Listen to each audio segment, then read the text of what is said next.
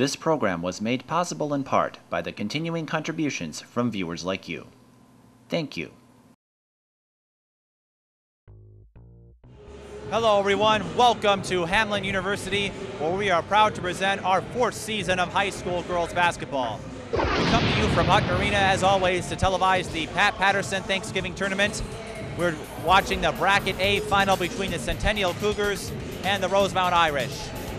All the action is coming up momentarily. Hello everyone, I'm Mike Peden. Glad you can join us for our 4th season covering high school girls basketball. We'll be covering high school boys basketball later this winter, but for now, the girls will get their moment on television. Today we start with the Pat Paterson Tournament and the defending runner-ups in last year's Class 4A state tournament, the Centennial Cougars. Centennial's key losses include Megan Waytashek and Bridget Schumann. Waytashek is at George Washington University. Bridget Schumann going to a 2-year college. Assume will transfer to a 4-year. Their key returners include Megan Waytashek, South Dakota State recruits. Waytashek, a key player to watch out today for the Cougars. Kayla Becken, also a key returner this year. She had her breakout game last year in the Tip-Off Classic hosted by the Breakdown against Jordan in a 90-85 scoring frenzy. Rosemount, this is their first time playing against Centennial since this tournament began. Rosemount 12 of 15 last year, but they play in the tough Lake Conference. That conference will be shaken up though next season. The Lake Conference will be dissolved along with the Classic Lake. There will be a big shakeup as far as conference alignment goes. But Rosemount will be looking for an upset today. Now it's time for the keys to the game. We'll start with the Centennial Cougars. They need to contest the perimeter shots. Obviously, they get lit up from the three-point line. It's going to be a long day. They need to penetrate the zone defense. Rosemount likes to run the 2-3. One way to do that is hitting outside shots. Another, because as they try to go inside, the zone will collapse and guard the paint. Finally, they need to get baskets in transition because Rosemount's going to be in the zone. That won't be easy to get points in the paint while the defense is set up. So Centennial will be looking to use their speed. Keys to the game for Rosemount, rebounding will be a huge factor. That zone defense will need to make sure they can box out and get those boards. Defense will be another key. Centennial likes to run the ball. They are a quick moving team, so Rosemount needs to clamp down on defense. Finally, they want to control the tempo, and by doing so, they'll prevent Centennial from getting too many baskets in the transition. Starting lineups are coming up momentarily. Stick around. You're watching the Pat Paterson Bracket A Final.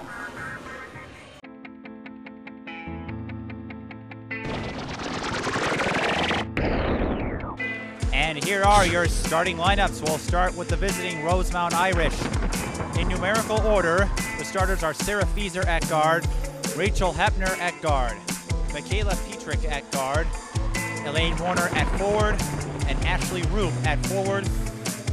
Player to watch for Rachel Hoeppner, at least that's what assistant coach Paul Olson told me. Hoeppner is their go-to player, but Fieser and Warner came up big in yesterday's win over St. Paul Central.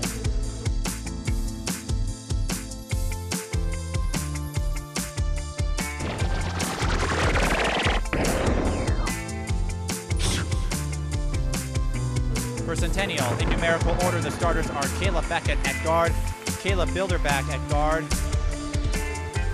Danica Geske at guard, Holly Hoffland at guard, and Megan Waytashek at guard. Waytashek, the player to watch for the Cougars. She, of course, will be heading to South Dakota State next year, a college that has scooped up a lot of Minnesotans and probably a school the Big Ten does not want to face for a really, really long time.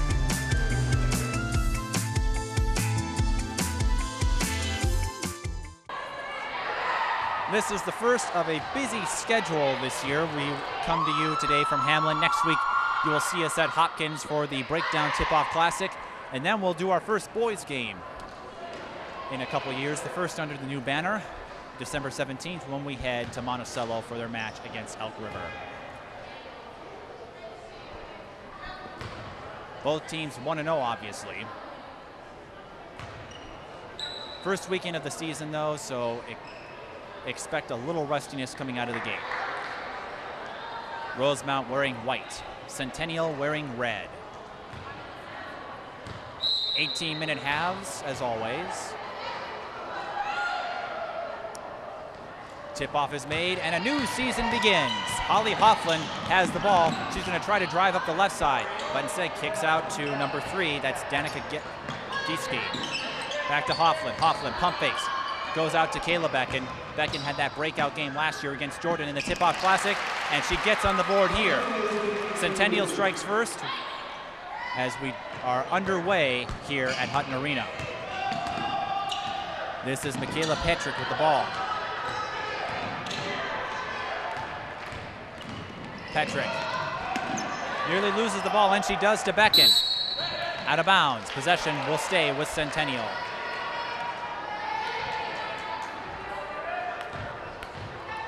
Centennial last year getting all the way to the Class 4A state tournament final, losing to Minneapolis South 68-61.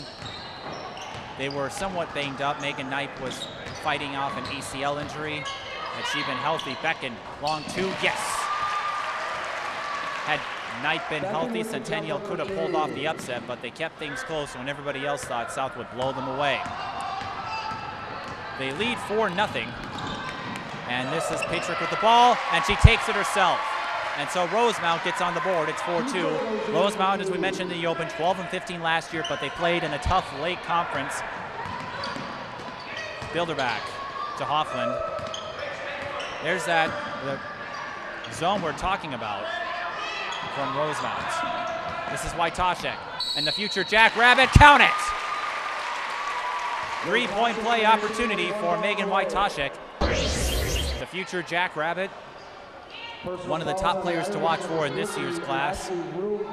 I spoke with some personnel, some colleagues in the off season, and they said this year, as Waytashek misses the 3-point play, fight for the rebound, scramble, and it goes to Waytashek. That the talent level will drop a little bit. Hofflin, long 3, no good, and the rebound goes to Gieske. Possession will stay with Centennial. It's 6-2. As I was mentioning, the talent level will drop off for a couple of years. There won't be such a deep class. Waytashek open in the corner, hits the backboard, and it's picked up by Elaine Warner.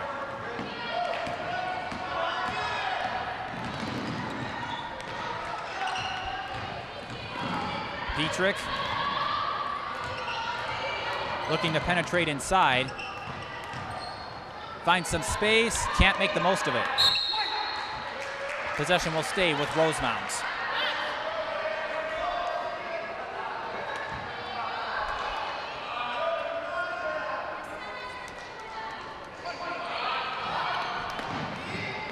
.58 to go in the first half. Rachel Hetner with the ball, looking for Roop. She's got her. Goes back up, kicks out to Petrick, and Rosemount will reset. If you're new to high school basketball, there is no shot clock. Petrick loses the ball to Becken, but we have a foul against Rosemount. It's against Petrick. That's the first foul of the day. Irish, number 11, Michaela Petrick. That's the second foul of the day. In high school basketball, you're given 16 fouls. After that, you send your opponent to the bonus. Waytashek inside, gets the bounce. Centennial 8, Hofflin with the steal, and she can't convert. She picks up her own rebound, and Centennial will reset. They catch Rosemount falling asleep. Hofflin from the corner, short. Fight for the rebound. It will stay with Centennial. Centennial picking up where they left off a year ago. Centennial dominated Highland Park in yesterday's game. And Rosemount beat Central by 4, 57-53. You will see Central next week when we go to the Breakdown Tip-Off Classic.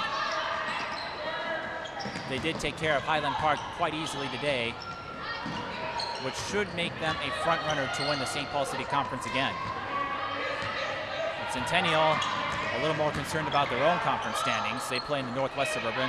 Build it back behind the men's line, bullseye. Centennial, a stubborn bunch when it comes to three-point shooting. They will keep firing until one hits. And they've all come from behind the men's three-point line. You see that red line at the bottom of the court as Bilderback's going to get called for the blocking foul. That red line is the men's three-point line. They changed that this year in the NCAA. Fouls on the Cougars, number For women's basketball and in high school, the three-point line is considered the black line, but you see a lot of players going behind the men's line.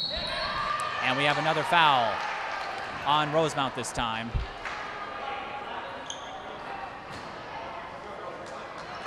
It's on Petrick. That is her second personal foul. On the Irish, number 11, Michaela Petrick, her second personal, team third. This is Becken. Out to Waytashek. To Gieske. Kicks out to Hofflin. Back to Gieske. They're looking for an open shot, but there's that zone defense we were talking about. They collapse, but they find Waytashek open. Becken to Waytashek. Centennial 13, Rosemount 2. Centennial jumping off to a quick start.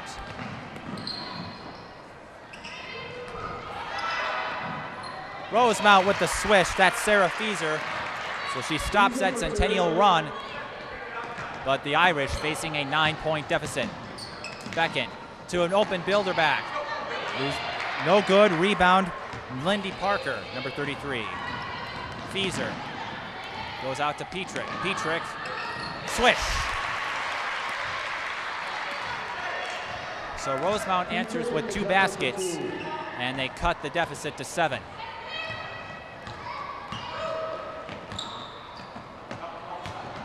Bilderback to Waytashek. Waytashek from the men's line. Can't get the bounce. Rebound, Hoeppner. Hoeppner to Petrick. Petrick thought about a 3. Goes out to Hoeppner. Hoeppner will try. I think someone got a hand on it. Rosemount tries to save it, but it goes to Bilderback. Becken, one-on-one. Can't get the layup. Rebound, Hoeppner.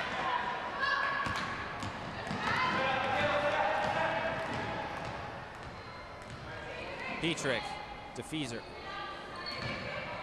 Fieser, shot is blocked by Waytashek, and Bilderback picks it up. Waytashek with her first block of the day. She has the ball on the other end. Ball nearly stripped. Finds an open Becken. No good. Fight for the rebound. Gieske tries to save it, but she stepped on the line. She attempted to get the ball off a Rosemount player to keep possession, but she stepped on the line before that could happen. Timeout, 12:44 remaining. Centennial 13, Rosemount 6. I'd like to remind you, if you want to order a copy of this and any other game we televise this season, you can go online to tyvp.net. That is tyvp.net. They are handling all the DVD sales for this season. This game is being produced by Buster Media Group.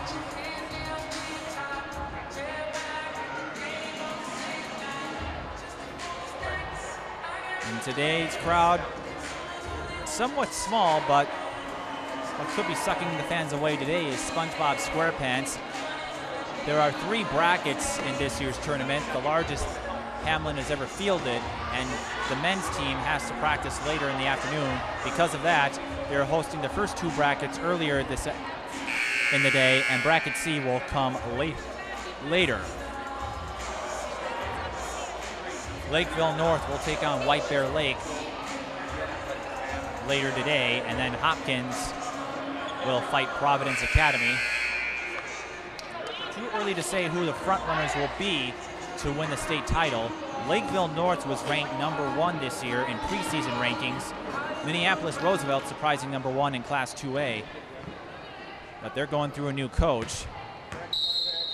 Over there, I would say Minneapolis South would be the favorite in terms of coaching experience, as one of my colleagues pointed out. This year's state champions will win by virtue of coaching more so than talent, as the talent level has dropped off if you're looking at it in terms of pure athleticism from the girls' side. There aren't too many Taylor Hills or Brittany Chambers out there. They're all playing in college. This is Fieser. Rosemount looking for a way inside. They do find somebody. It's Brooke Stevens, and she will draw the foul. It is a shooting foul, so she will go to the line. Stevens, a 5'8" junior forward. Foul is on Kayla Bilderback. That is her second personal foul. Her second, team second. Stevens with their first.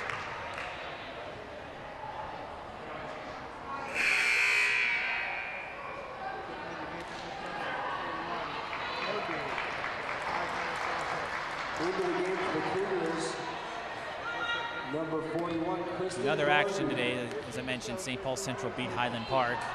St. Paul City Conference will also be considered to be weaker this season, but Stevens makes both. Central doesn't have the talent, at least not that they've had in previous years, and we're going to have a blocking foul on Rosemount against Abby Barnfine. Foul is on the Irish. Number 12, Abby Barnfield. 12:03 to go in the first half. Centennial 13, Rosemount 8. Rosemount has responded with 6 straight points after Centennial got up by 11. Stevens nearly steals the ball away from Becken, but it goes out of bounds. It will stay with the Cougars.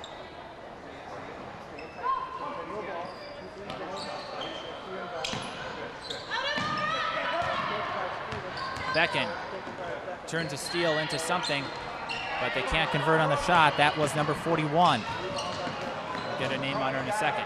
Becken from the men's line, bullseye. 41 is Kristen Norby. Becken with the 3 points. Centennial goes back up by 8. Becken has the ball again after Centennial strips it. Out to Waytashek, she's going back to the line.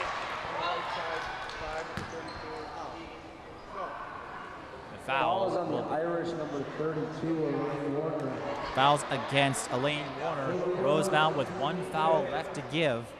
They're going to have difficulty controlling the tempo if they rack up the fouls and send Centennial to the free throw line, as they do here. Waytashek makes her first. We have substitutions for both teams. Ashley Root comes back in place of Elaine Warner. Sarah Fieser also stepping out. Hofflin and Gieske stepping out for Centennial. Replacing them are Kristen Bradley and Jenna Christofferson. Waytashek makes both. That's not Christofferson, that's Maggie Hogg. Centennial goes back up by 10.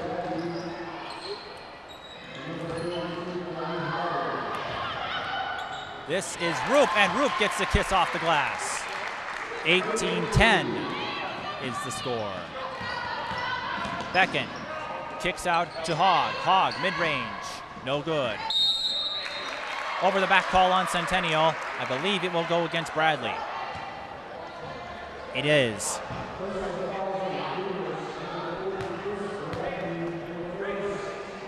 Centennial with 3 fouls left to give if you're keeping track.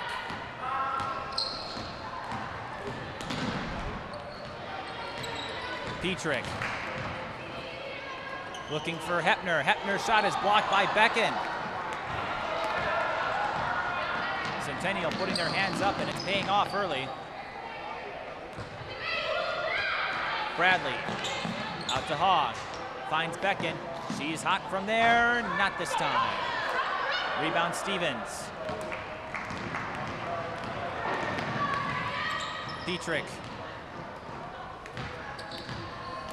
to Barnfield. Abby Barnfield out there. That's Ashley Roop. Roop will try again. She'll make her points on the free throw line. I believe the foul will go against Hogg. It is. And we're going to have more substitutions coming in a second.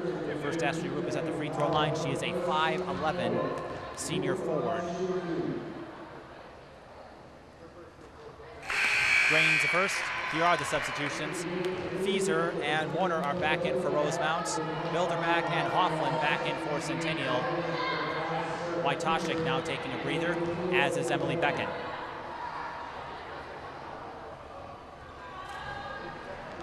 Second shot rims out, and Centennial trying to get the board, but it goes to Stevens. They have an open Barnfield. Count it!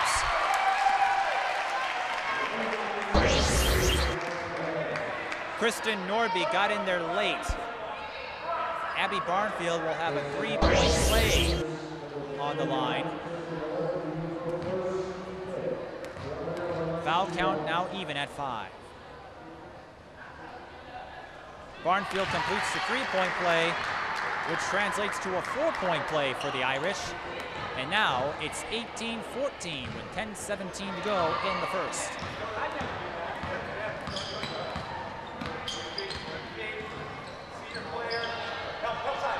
Bilderback was looking for Bradley, but the pass is intercepted. I believe Roop got in there with the steal.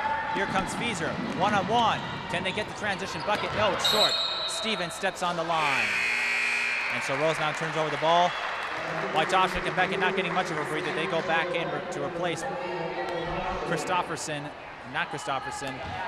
Bradley. Nordby, not Bradley, Nordby and Hogg. Can you tell it's the first game of the season? That is Bradley. And her shot was blocked by Petrick. Petrick, mid-range, can't get the bounce.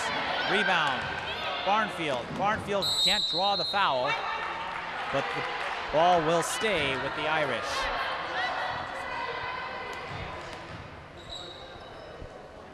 Rosemount, west suburb, about 40 minutes from here. Barnfield, well short. Give credit to Bradley for putting her hands up and contesting that shot. Centennial will take over.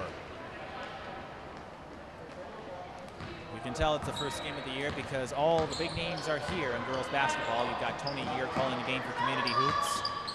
You've got Kevin Anderson, Waytashek, yes. Drive to the baseline works, and a three-point play chance for the Cougars. Just saying, you've got Kevin Anderson.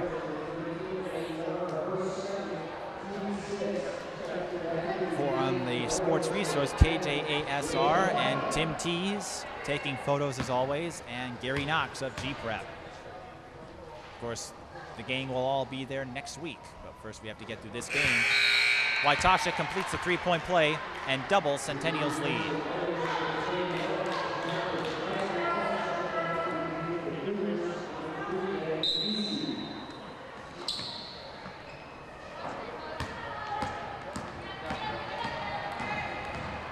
Petrick takes it herself, can't get the bounce. It's picked up by Rosemount. They can't get the rebound. That was number 31, Jennifer Fleming, the center. Becken open on the other end, and she completes the layup. A lot of mini runs in the first half of the first half. Fieser on the left side, steps on the baseline. But we have a foul, and that's Centennial's last. Both teams now out of fouls to give. We will have free throws from here on out.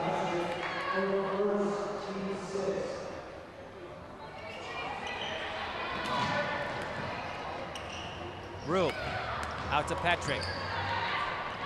Back out to Fleming. Finds an open Hoeppner, but she can't convert. Fieser, thought about a three. Pump fakes and goes for a two-pointer, but that's well long. And it's picked up by Hoffman. Becken out to Waytashek. Out to Bilderback from the corner. Bullseye! Timeout Rosemount. Centennial goes back up by 12. 26-14 to be precise. Hutton Arena,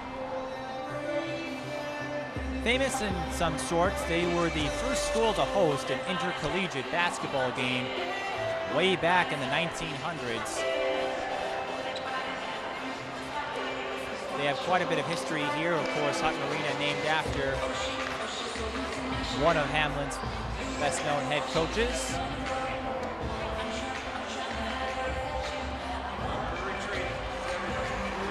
And you can tell the building has some age to it, but it's the home for the men's and women's basketball teams, and to shoot video, it's not all that bad. We get a pretty clear shot from up here.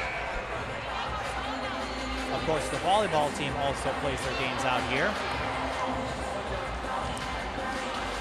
You'll see at the smaller schools a lot of multi-purpose courts. And even at some of the bigger Division I schools, or the smaller Division I schools, such as Northwestern.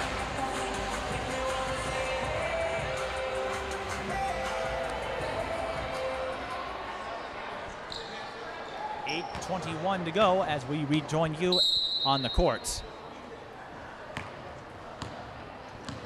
This is Petrick. Petrick to Hoeppner for 3. Bullseye! And Rosemount comes out of the timeout exactly what they wanted to do.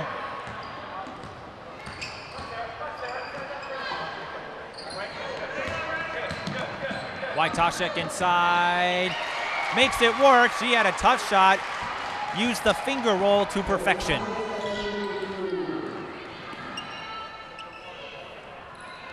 Barnfield. Traveling violation.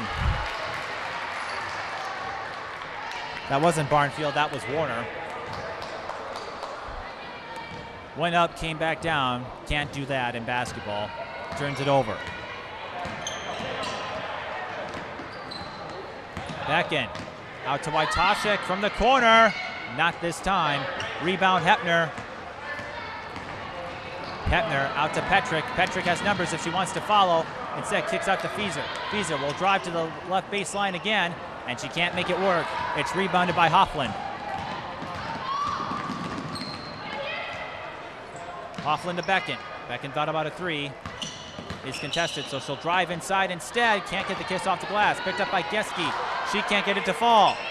Rebound Warner, 2 chances and nothing for the Cougars.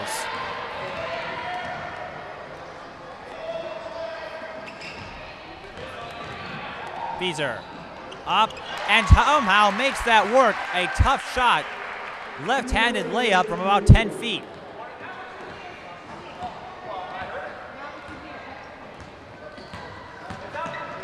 Back in on the other side, gets the left-handed layup to respond. Centennial 30, Rosemount 19.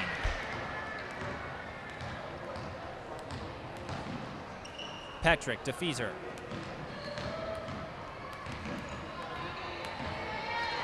Fieser loses the handle, but it's off Centennial.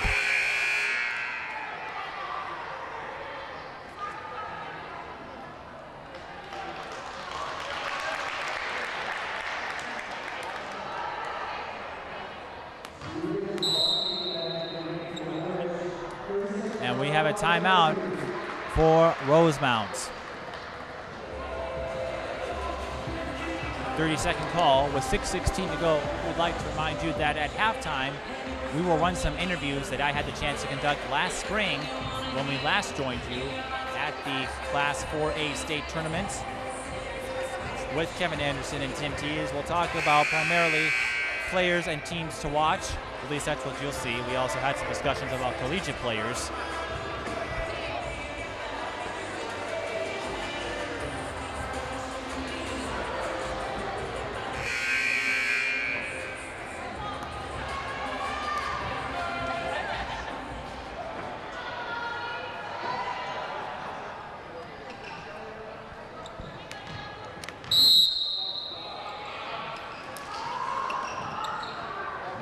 Stevens back in for the Irish.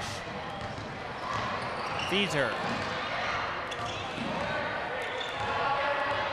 Playing against Centennial's man, and she can't find anybody open.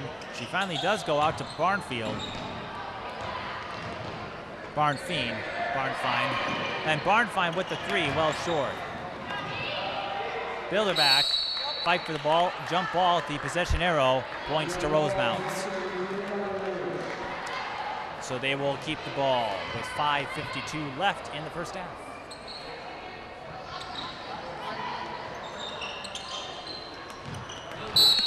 Stepped on the baseline. Hoeppner tried to drive on the left side again.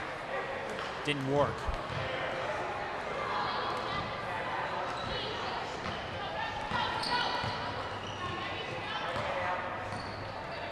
Back in out to Waytashek. Waytashek, tough shot again. No good. Gets her own rebound, cleans up her own mess. Centennial matches their largest lead of the game at 13. Barnfine gets the roll.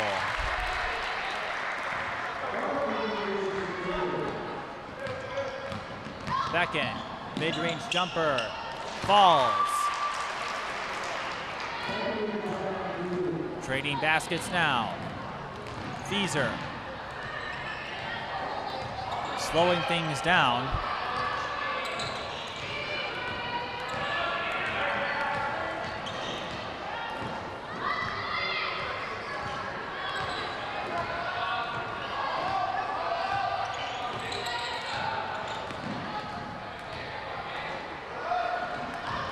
This is Stevens with the ball. Stevens drives through 3 red jerseys, and her shot is blocked, but Feezer's open for the 3. Can't get the bounce. Rebound, Warner. She's going to the line.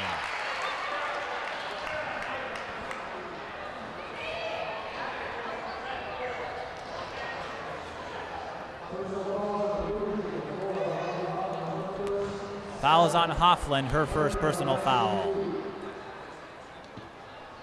This sends Elaine Warner to the line for the first time, and she makes her first.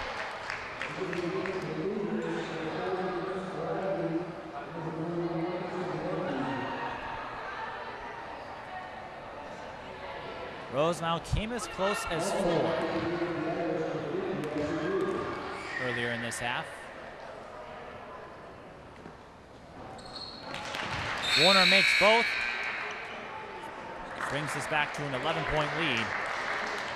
Warner now being subbed out. In her place, Lindy Parker.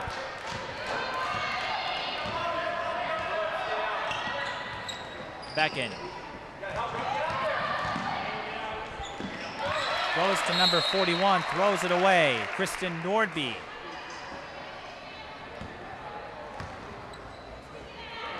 Was looking for Geske, but she threw high.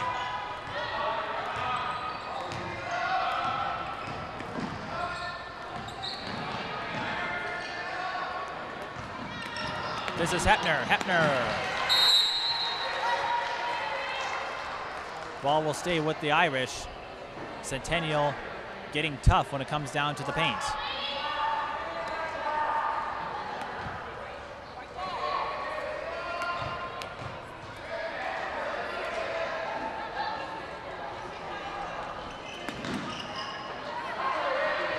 Stevens in trouble. Dribbles her way out of it. Looking for Parker. Does find Parker. Now Parker's in trouble. Rosemount getting driven away.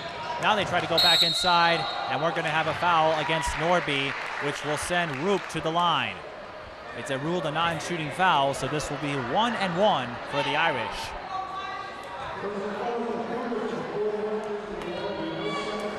Both teams with deep rosters.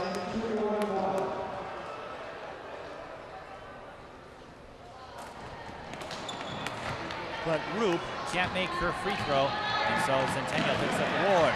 But Roop steals it away.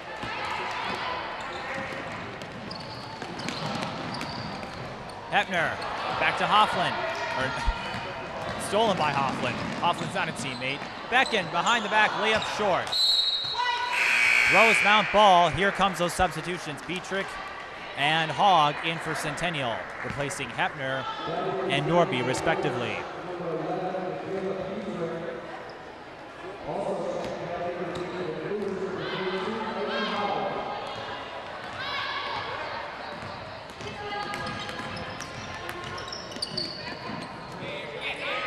Stevens for 3, too strong. Fight for the rebound. It will stay with the Irish.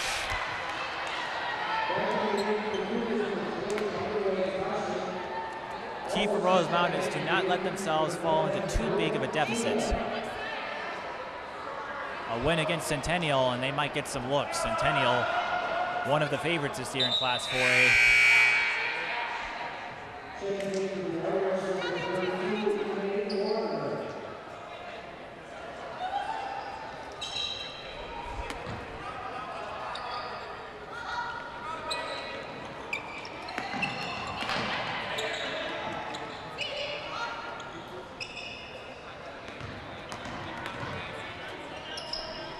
Petrick to Feezer. Feezer, short range, no good. But Centennial can't get a hold of the boards. And so the ball goes back to Rosemount. Rosemount getting plenty of chances here in the closing minutes of the first half. And those last 4 minutes are usually key. They set the tempo up for the second half. Elaine Warner, with the red jersey in her face, makes the layup.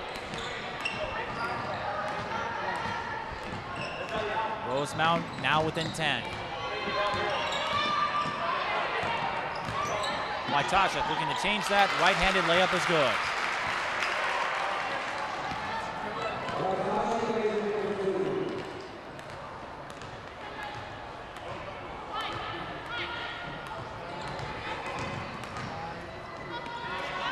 This is Parker. Parker gets the left-handed hook with a layup.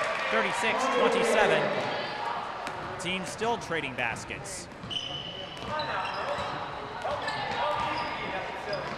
Offland to Giski. Out to Waytashek. Waytashek makes it work from the left side. Centennial back up by 11. Rosemount can't trade baskets, though. They need stops. Fieser for three. Bullseye! That's another way to cut the lead down. It's an 8-point game.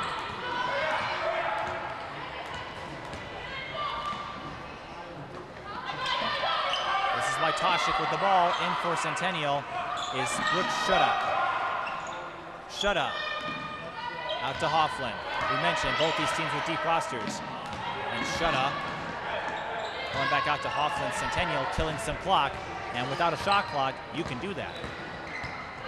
Waytashek thinks about it. Short. Rosemount lets the ball go. And so they will take over with a chance to make this a 2-possession game with 1:20 remaining in the first half. Again, we'd like to remind you that coming up at halftime, we will run some interviews I conducted last spring featuring Kevin Anderson and Tim Keys, who provided an outlook for the 2009-2010 campaign. Roop, right side, can't make it work. Rebound Geske. 1 minute remaining. Becken out to Hoffland. That zone is there to contest the three. Centennial's had some success though, such as that moment as Holly Hoffland drains another one from downtown. Centennial brings the lead back up to 11. Plenty of offense. Petrick has a shot block. Goes to Hoeppner, who drives on the left side again. Holy cow! I thought that shot was going nowhere, but Hoffland gets the high kiss off the glass. Hoffland from the corner. No good. Rebound Parker. Rosemount can take one more shot. Here comes Warner looking for Hoeppner. Kick ball, and Rosemount will have 9.5 seconds to put some more points on the board and get the momentum going into halftime.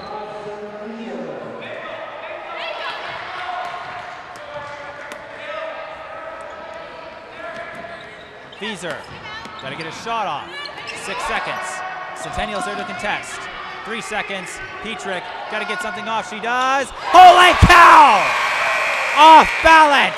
Petrick drains the three and makes this a 2-possession game as both teams head into the locker rooms.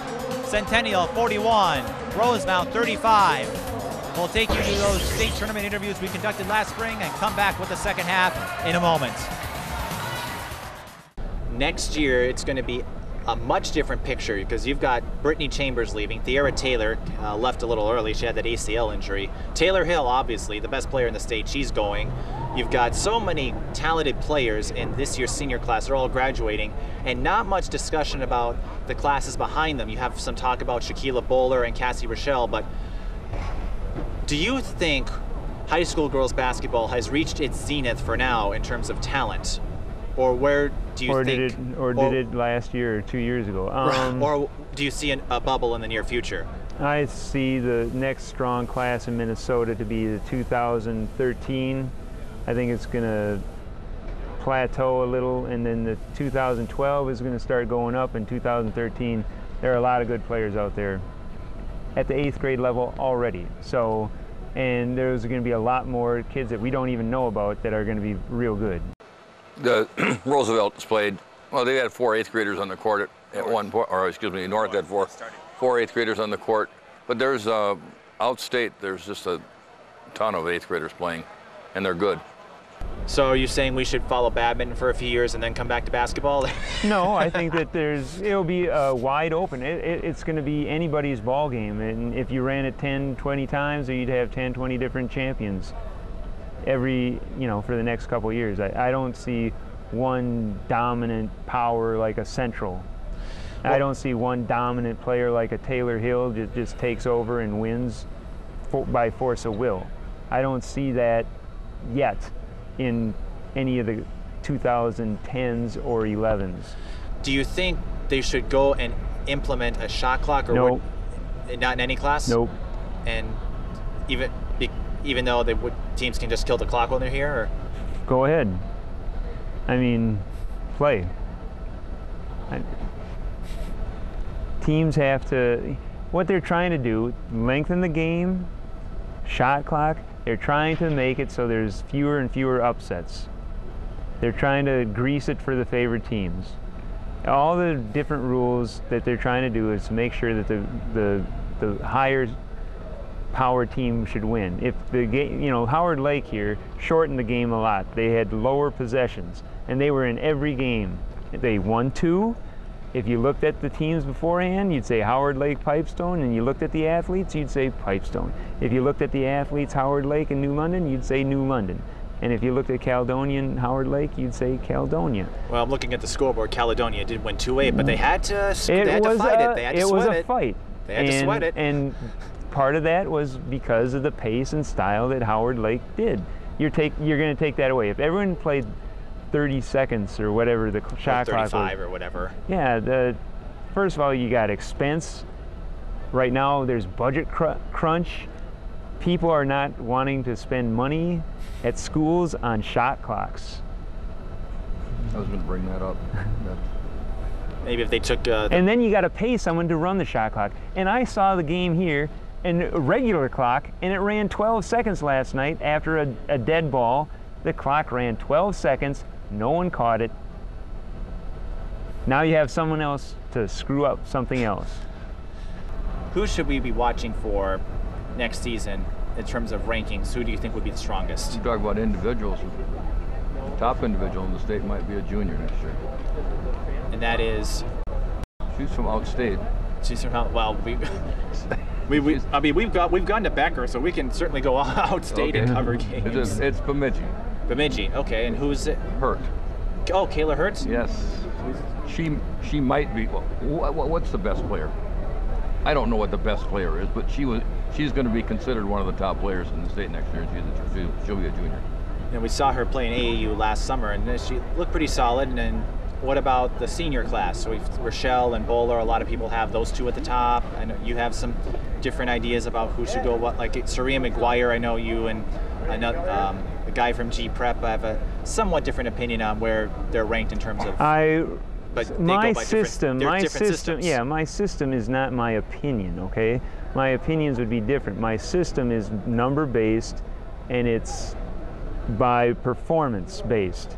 So it has nothing to do with their athletic ability. It has nothing to do with anything other than getting the job done, and that's why I haven't run the numbers for the 2000 this year. I'll be working on that throughout the summer. My guess is the names that you said will be one of the people that are up there. Bowler was hurt and didn't play part of the year. Last week she had 39. So I think that she's healthy. Waytashek is somebody you want to pay attention to. For Centennial. Yeah, she's a 2010. And they also have Kayla Becken, who had a breakout performance in their game against Jordan way back in December. 2011 class, yes. At the Tip-Off Classic.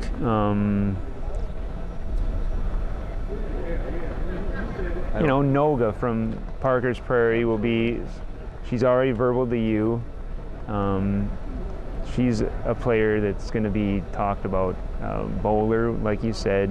Rochelle, like you've said. She was the very nice guard at Worthington, who's already signed at verbal, yeah, at South Dakota State. Bover. Yeah.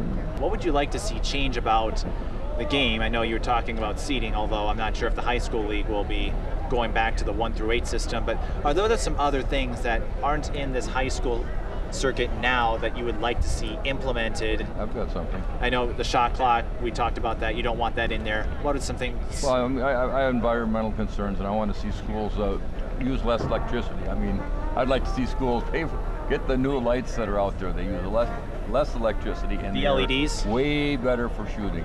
The LEDs? Being the guy behind the camera, it's nice to have great lights. There's a lot of lights in gyms that are pretty bad. This is great. We love this. I agree with it. I mean, I'm a little bright on camera, but... I think what you're going to see also is more boy-girl doubleheaders for saving money, especially in the smaller towns, so the fans can go to one event. But you said that might actually benefit both sides, because then fans don't have to split between the boys and the girls. If there's, say, two really good teams, although a lot of the teams usually don't overlap between the boys and the girls, they can go and watch both teams play. Mm-hmm. I think and save on transportation. They'll take one bus to the game.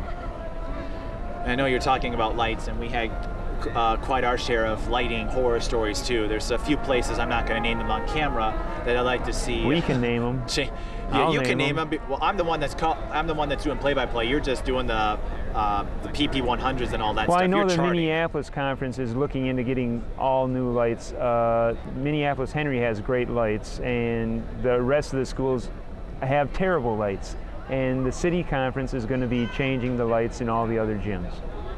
That's what I heard this week. Thank goodness.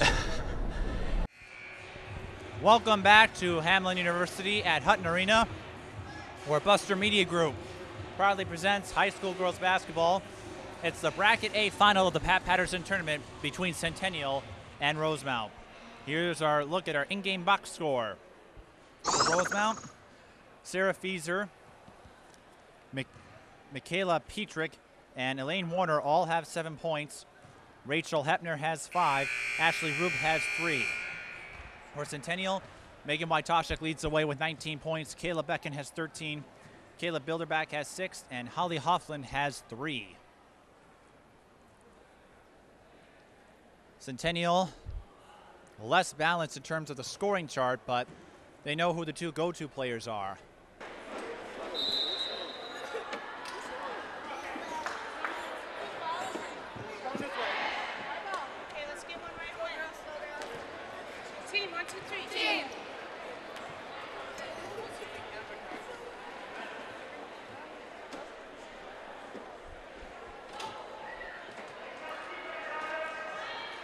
Both teams will start the second half with the same starting.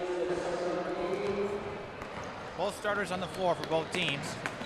All starters on the floor for both teams. Centennial will get the first possession of the second half. Bilderback to Fieser looking for the steal, but she runs into the billboards, which is out of bounds. So Centennial will keep the ball. Rosemount got some momentum to end the first half, including that 3 from Michaela Petrick. And they're starting well here as number 32, Elaine Warner, steals the ball. Right now, Michaela Petrick has it.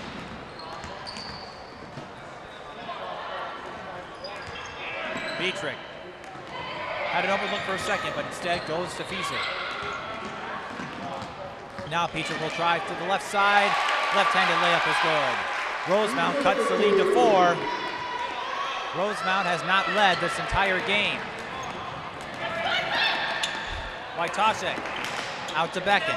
Becken looking for Waytashek. Ball is stolen by Warner. One-on-one. Warner goes right. Gets the kiss off the glass. Rosemount cuts the lead to 2. We've got ourselves a game. Becken for 3. Short. Rebound Hoeppner. Rosemount can tie or take the lead with this possession.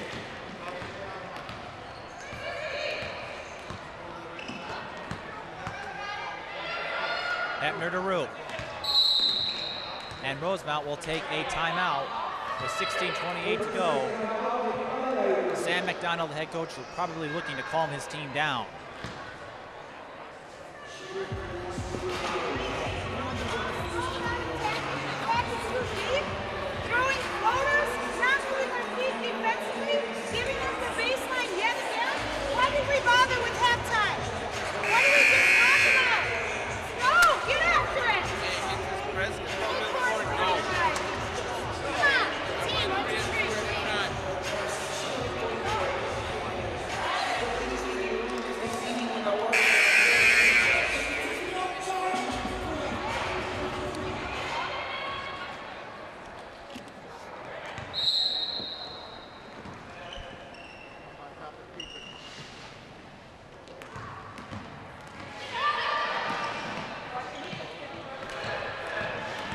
Petrick with the ball.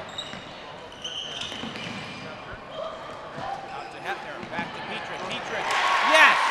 We are tied for the first time since the opening tip.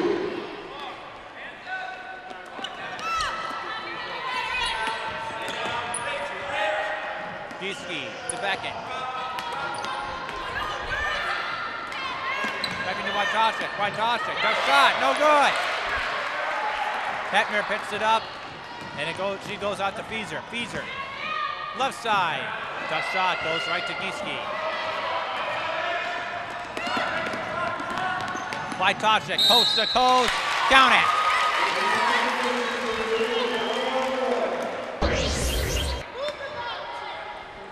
So Waytashek on the line for a 3-point play. Waytashek, of course, the future Jackrabbit heading to South Dakota State, but in volleyball, she helped Centennial qualify for their first ever state tournament appearance. They lost their 2 games. They had to play Shakopee, who was one of the top schools, as Waytashek makes a 3-point play. But Centennial, on the heels of its first success with the girls basketball program, both the soccer and volleyball teams qualified for the state tournament for the first time in school history. Elaine Warner's shot is short, and it's rebounded by Waytashek. Waytashek loses the ball to Hoeppner, and Rosemount staying in this game. They don't look like underdogs. Warner thought about a 3. Instead, goes for 2 and gets it to fall. Rosemount successful with contested shots when they get red jerseys right in their face, and they make it a 1-point game.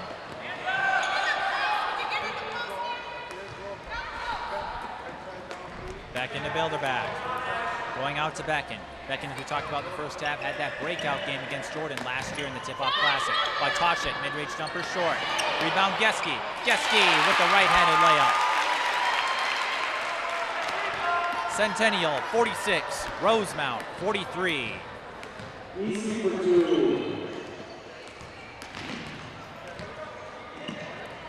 Warner nearly loses the ball. Jump ball. Possession will go to the Irish. Substitutions for Rosemount. It's Barnfine and Stevens replacing Group and Petrick.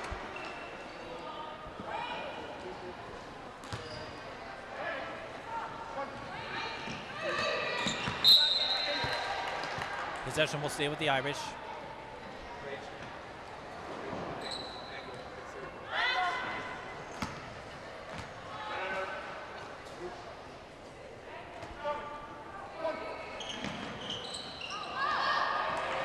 Stolen by Waytashek.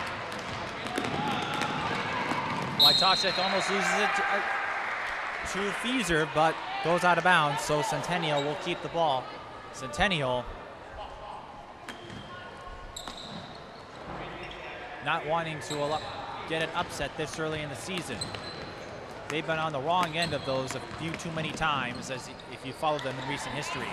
Waytashek inside to Gieske. She can't get the bounce, and it's rebounded by Stevens. Going to Fieser, out to an open Hoeppner. Bullseye! We are tied again. Speaking of Centennial's woes, in the 2006-07 season, they lost the section final when they were a number 1 or 07-08. Hoffland for 3, bullseye!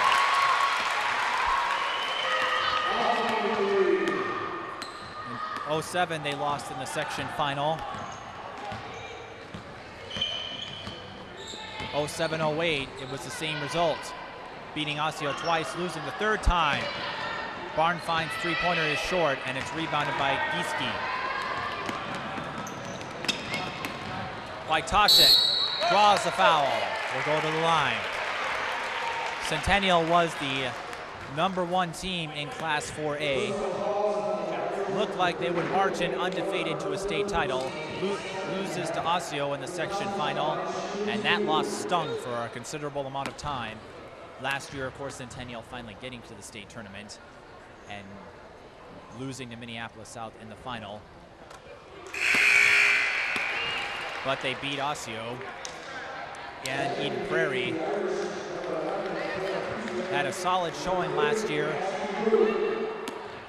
And there's one of the key players from last year's team, Megan Waytashek. She made her first free throw. Can't get the second to fall, and it's rebounded by Rube. It's a 2-possession game.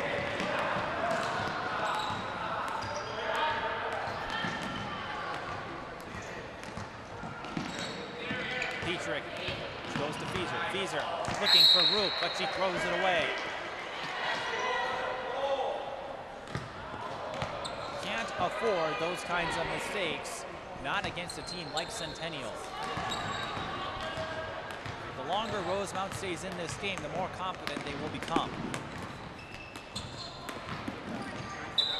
Kickball. Possession will stay with the Cougars.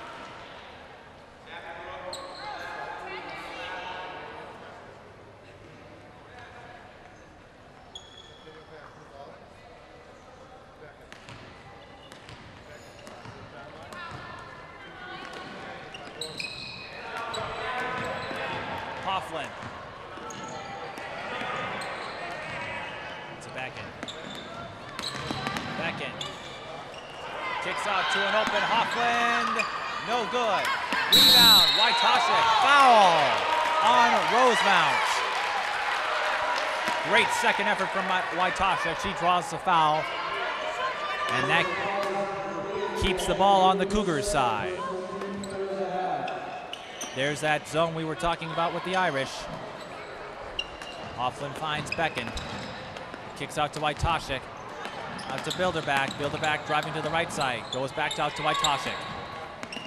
Out to Becken for 3. Short. Rebound. Goes to Barnfine. She loses it to Gieske.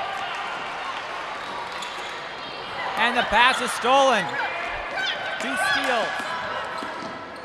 Going back to back, and well, they cancel each other out. Here comes Petrick. Kicks out to Fieser. Drains it from the corner. It's a 1-point game again.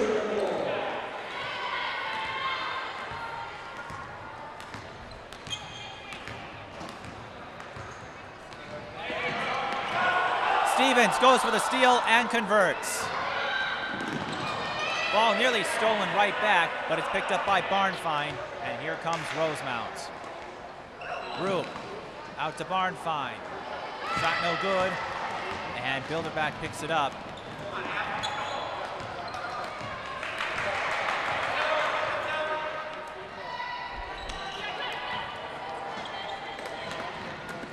Waytashek loses the ball to Rube. Rosemount could take their first lead of the game.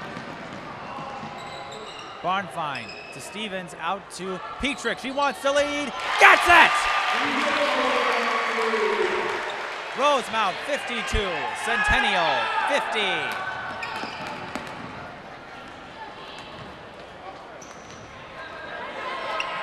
Hofflin for the answer. No. Picked up by Waytashek. She can't draw the foul. Possession will stay with the Cougars, but momentum completely on the Rosemount side.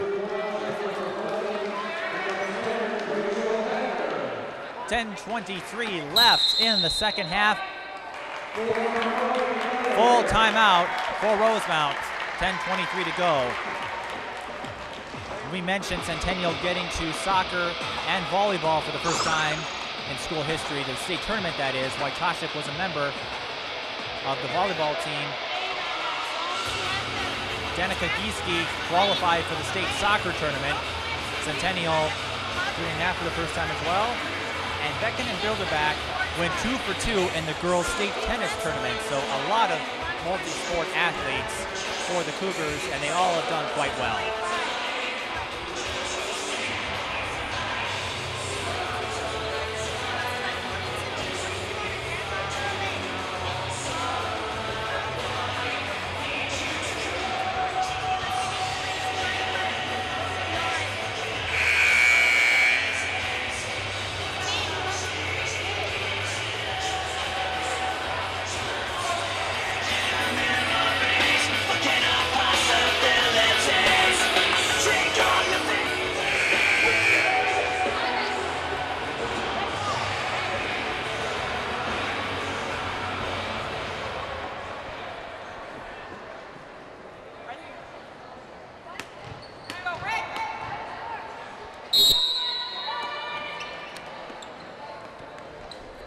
Hoeppner will inbound the ball out to Waytashek.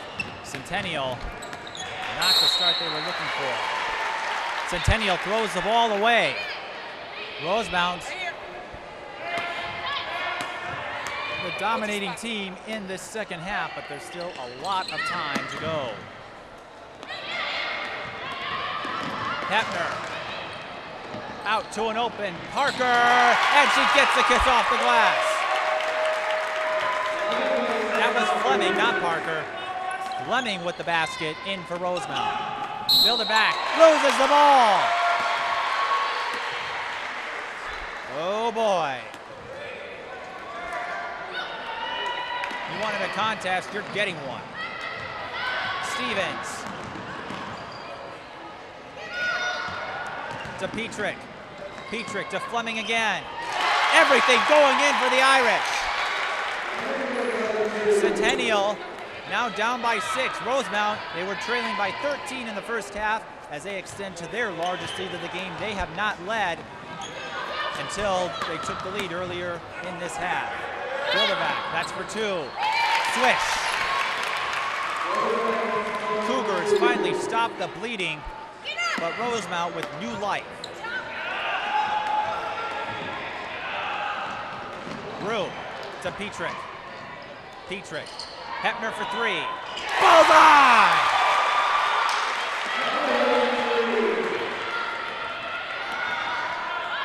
It's hard to contest against good shooting. Waytashek with the answer, no. Bilderback with the rebound. You see the starting 5 back in for Centennial. They now trail by 7. Open Gieske, and Gieske gets the right-handed layup. Rosemount 59, Centennial 54. We see full court press now from the Cougars. They have some speed, but they find an open Fleming. Irish pick up the blitz, and Fleming is there for the score.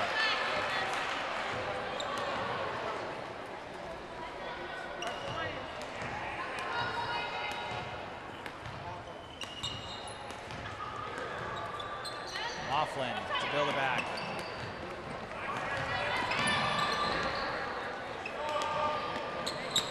Second, up, short, rebound, Stevens. And the foul will go against Waytashek. 8:04 to go. Definitely be one of the bigger upsets in this first weekend of high school if Rosemount can hang on.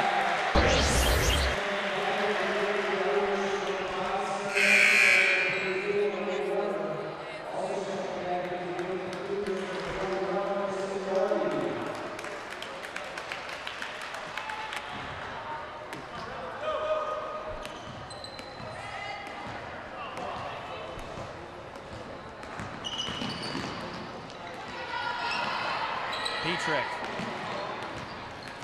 Going back out to Fieser. Hetner out to Petrick. They're looking for another 3. It said Petrick goes inside, and they only get hotter. The whole team is on fire as the Irish go up by 9.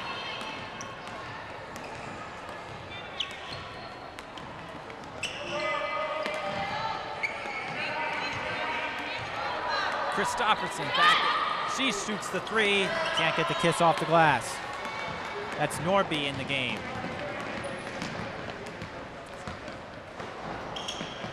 Hetner to Fleming. Fleming, tough shot, she's going to the line.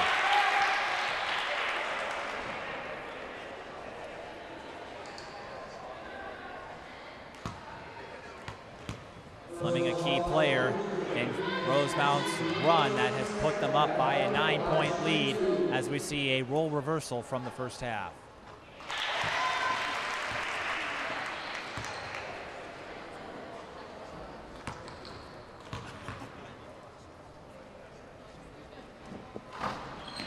Fleming makes both. Timeout. No timeout. Becken is going back in to replace Bilderback.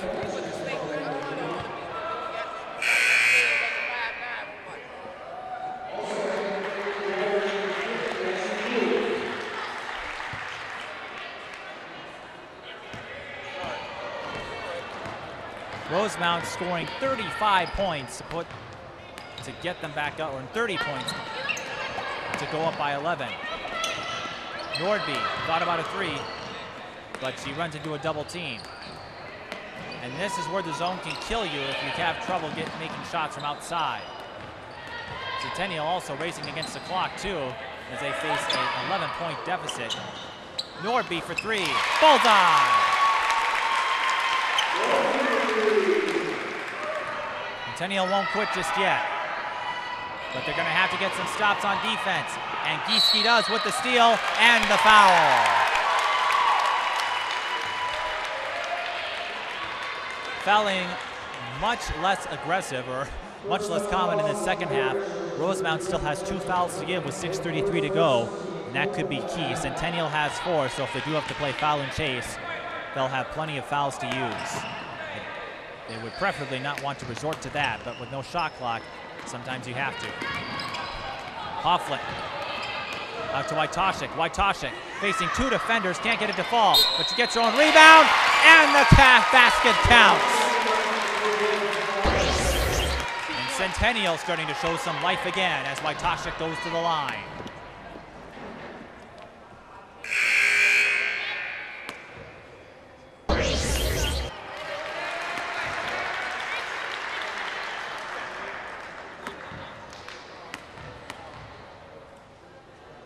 Foul is on Fleming. That is her second personal. Waytashek completes the 3-point play, and just like that, Centennial is back within 5.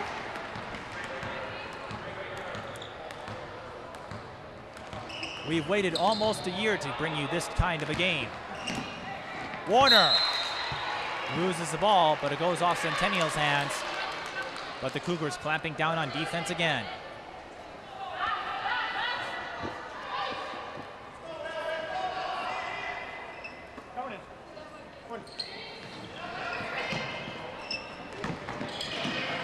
Pass is stolen by Becken, and she does get a handle on it.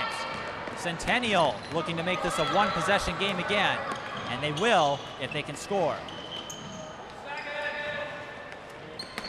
Hofflin kicks out to Nordby for 3, short, fight for the rebound. Hofflin reaches for it, and she gets it. Here comes Becken, nearly loses the ball, tries to get it up, no foul. Rosemount ball.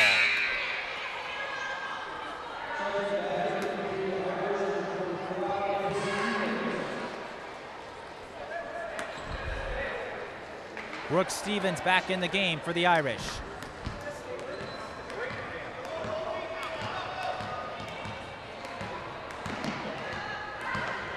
Hoeppner tripped, and a blocking foul on Waytashek. Non-shooting foul, they still have 3 to give. But you see how the balance is working out in Rosemount's favor, where Centennial is primarily a 2-person team, at least at this point in the season. It's way too early to discuss who's going to do what for playoffs, let alone the state tournament. That's his Warner, she can't get it to fall. And Nordby blocks Ruth's shot. 5 minutes, just over. Hofflin to Nordby. Inside, that is Gieske, out to Becken. Waytashek calling for it. Centennial looking for an open shot. Hofflin has it, no good. Race for the rebound, goes to Hofflin, out to Gieske. That shot is blocked, but a foul is called. There was contact. You could hear it all the way up in the stands. Gieske will go to the free throw line, and that's big because that stops the clock. And Rosemount's out of fouls to give. Centennial will want to take advantage. There's still plenty of time left. It's only a 2-possession game. That won't get it done. Bilderback now stepping in for the Cougars. Petrick and Fleming back in for the Irish. Root and Stevens will go out. Nordby going out to make room for Bilderback for the Cougars.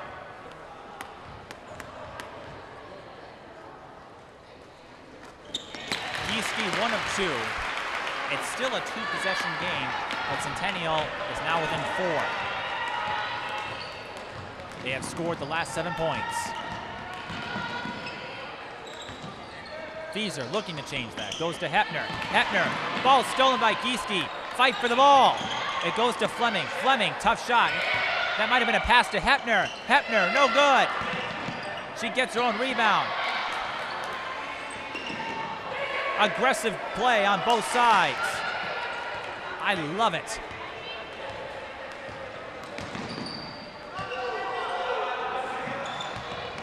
Warner nearly loses the ball. Jump ball. Possession goes to Centennial.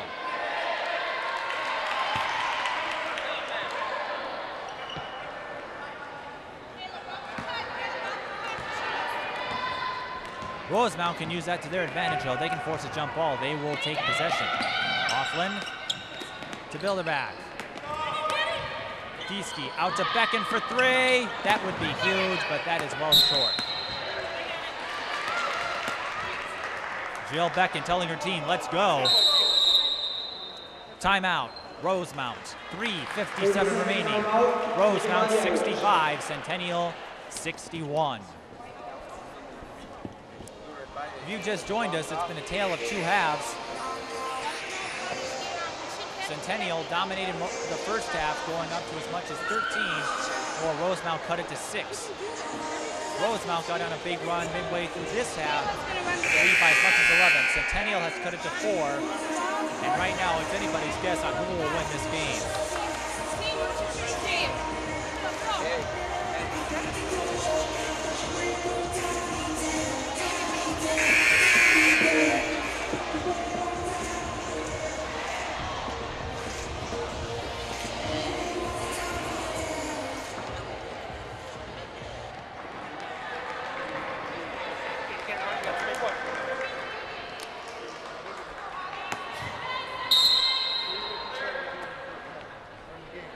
Rosemount with the ball. They could kill clock, theoretically.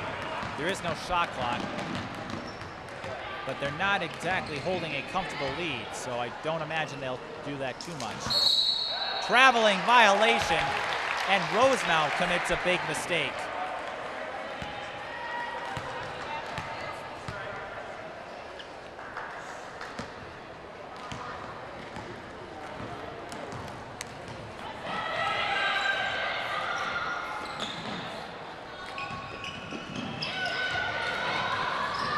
Looking to penetrate that zone. Gieske in trouble. Goes out to Hofflin.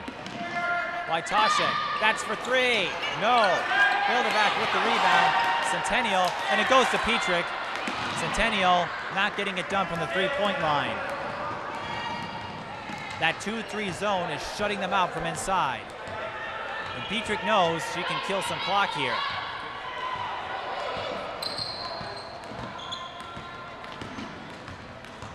This is where ball handling becomes key, and this is Globetrotter-like ball. They're going to force Centennial to foul if they can help it.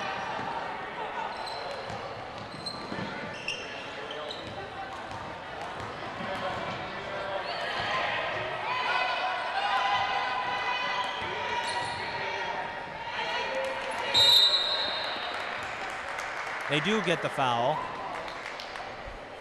Centennial had 3 to give, and they may have to use them here. Back into the game for the Irish, number 50, Ashley Root.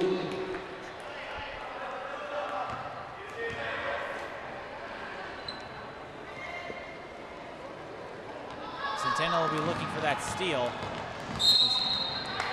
Bilderback has to use up another foul. Centennial now has 1 left. And now we're going to start to see that foul and chase.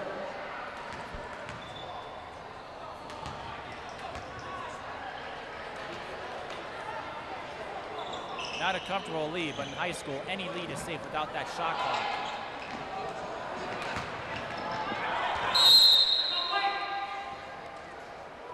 Sam McDonald gets the bailout timeout call with 2:31 to go, as Fieser was in trouble in the corner. It's a full timeout. So we'd like to remind you, you can see me again next week, at least in chronological time. If you're watching this online or on Metro Cable Network, somewhat different story, but you will see us at Hopkins next week. Cover the Breakdown Tip-Off Classic We'll have St. Paul Central and Gila South for you at 11:45.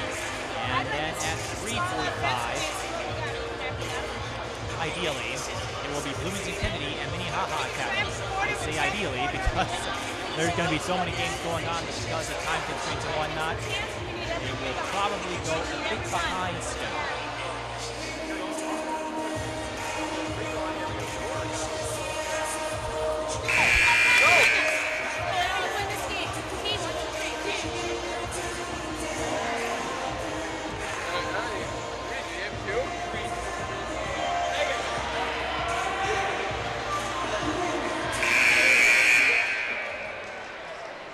How big would this be if Rosemount can hang on? It would be a huge boost to their morale and make them a contender in the tough Lake Conference. They have to finish their job here, and now they're going to kill some more clocks. Centennial still has a foul left to give. Waytashek trying to get it. Does it work? Becken. Now they're double teamed. Waytashek gets in there, and Centennial uses up their last foul. 2:16 left in the game.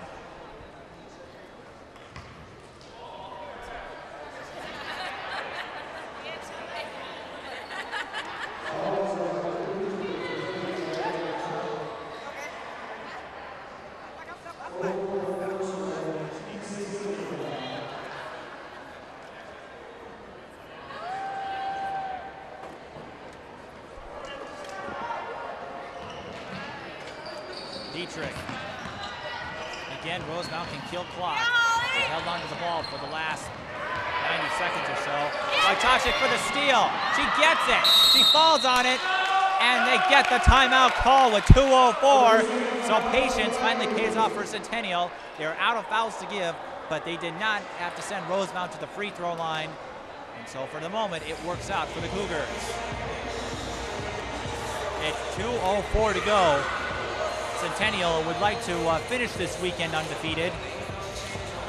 They don't play in an easy conference either, the Northwest Suburban. Osseo has given them some great games in the last few years. They had to sweat it out twice against their conference rival. Orioles aren't playing today. They will play in the Bracket B tournament.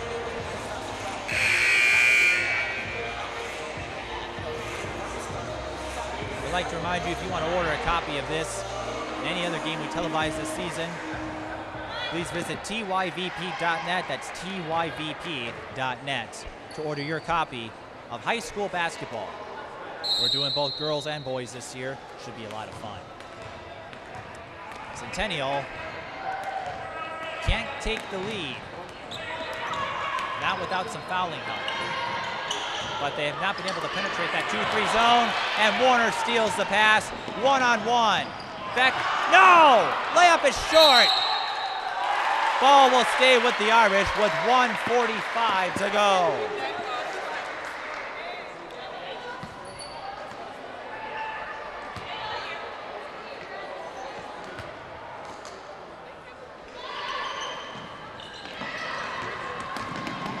Centennial will have to foul again.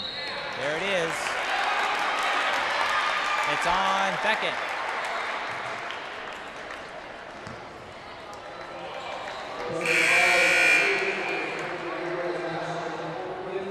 It's on Waytashek. She fouls out. That is huge for Rosemount. That will send in Norby. Give Rosemount credit. They have done a great job at shutting out Waytashek in the second half.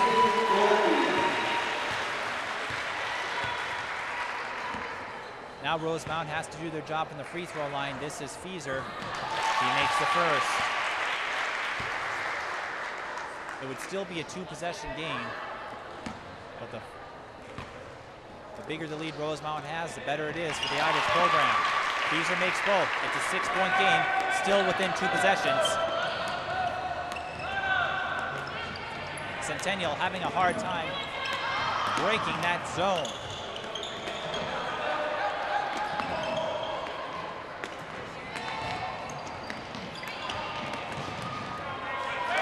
Becken loses the ball and she has to quickly foul Fieser.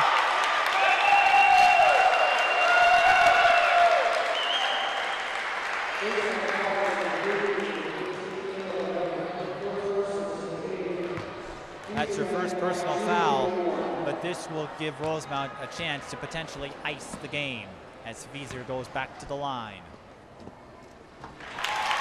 It's a 3-possession game now. Give credit to Rosemount for hanging in there when Centennial was knocking on the door.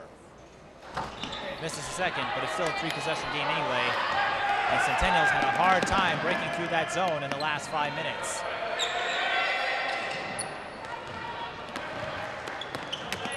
Nordby out to Hoffland, open 3, bullseye! Not quite over yet.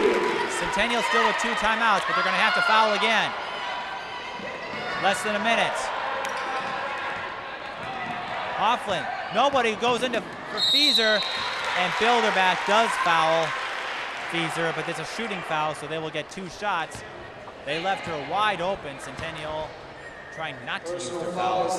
Bilderback has 1 more foul before she is disqualified. Team 9, 52 Fieser to the line, seconds. shooting 2. Fieser misses her first. And Centennial still alive. They can get another basket. It will be a 1-possession game. Fieser does make the second.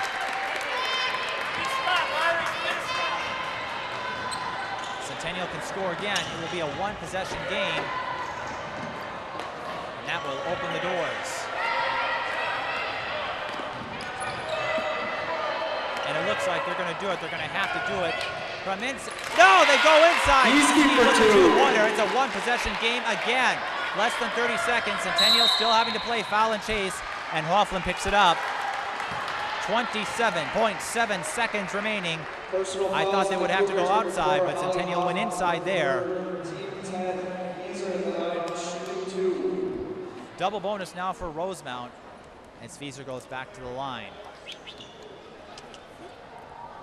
She's missed a couple free throws in her last 2 trips. Makes it here. That makes it a 2-possession game again, and will now force Centennial to score quickly to stay in the game. 5-point game. Centennial will have to score quickly and foul. Second. Loses the ball. It goes to Rosemount. That could do it.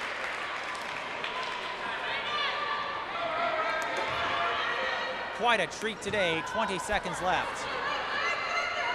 They go to Petrick. Hoffland. Petrick loses the ball. Hoffland has it. No good, but Becken is there to clean it up. Time will run, but Jill Becken will call timeout with 11.8 seconds to go. It's still not over. This game is not over, and I'm glad it isn't. This has been fun.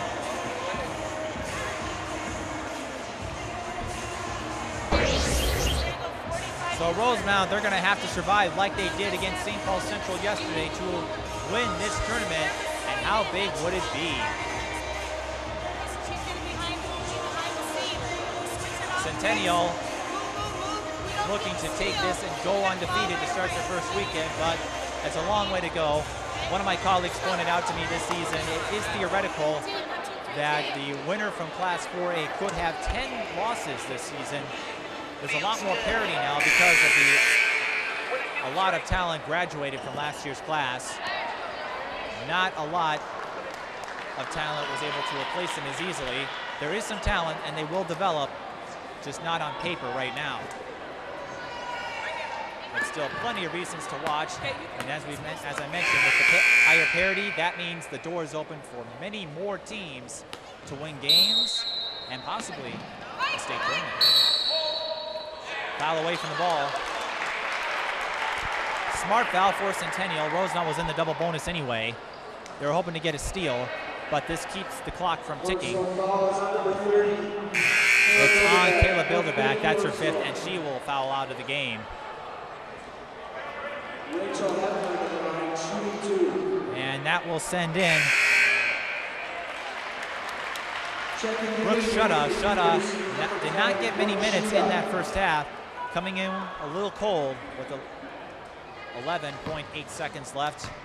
This is Rachel Hoeppner at the line with a two-possession game again, and that's important because Centennial will have to score, call another timeout, and try to get a steal.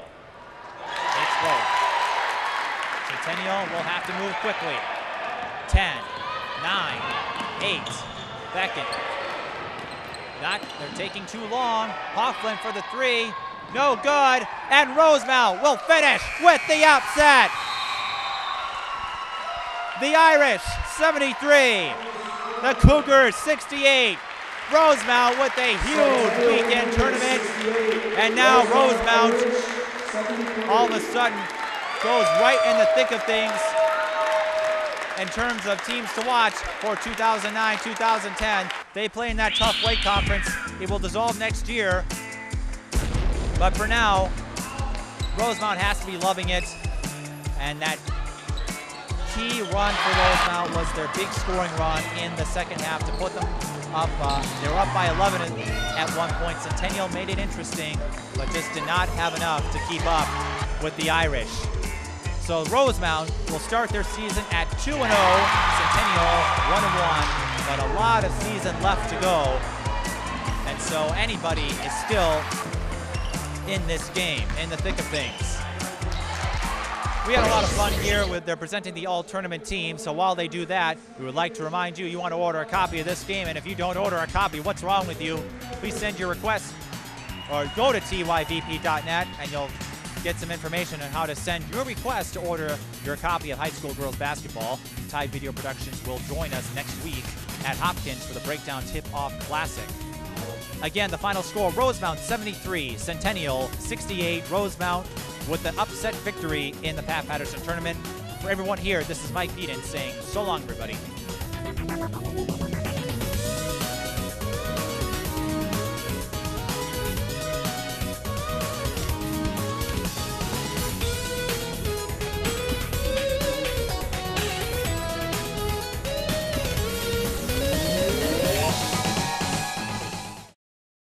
This program was made possible in part by the continuing contributions from viewers like you. Thank you.